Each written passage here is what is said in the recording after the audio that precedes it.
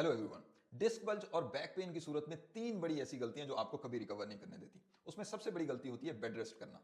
कुछ लोग जब उनको पता चलता है कि उनको बैक पेन का प्रॉब्लम है या डिस्क बल्ज का प्रॉब्लम है तो वो मुकम्मल तौर पे बेड रेस्ट पे चले जाते हैं। अब उसकी वजह से उनकी कंडीशन मजीद खराब हो जाती है। क्यों? क्योंकि आपकी डिस्क की जो रिकवरी है, जो उसकी हीलिंग है, वो आपकी हरकत के साथ जुड़ी होती है। जितनी ज्यादा आप हरकत करते हैं उतनी जल्दी आप रिकवर करते हैं, लेकिन जब आप बेड रेस्ट पे चले जाते हैं तो आपकी ये हीलिंग और आपकी ये रिकवरी रुक जाती है। इसलिए ये आपके लिए खतरनाक होती है। दूसरी सबसे बड़ी गलती होती है इसके बिल्कुल ऑपोजिट करना, यानी कि अपनी कंडीशन को मुकम्मल तौर पे इग्नोर कर देना और अपनी रूटीन को उसी तरीके से जारी रखना जैसे आप पहले करते थे।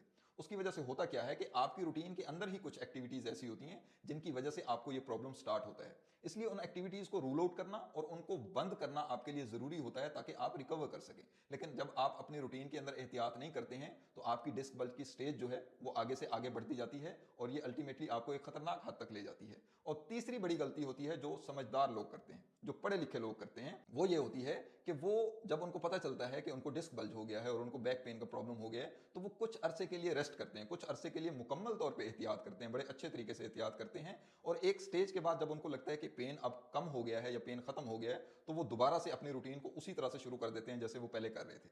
अब उसकी वजह से होता क्या है? होता यह है कि आपकी डिस्क की रिकवरी दो स्टेजेस के ऊपर मुश्तमिल होती है।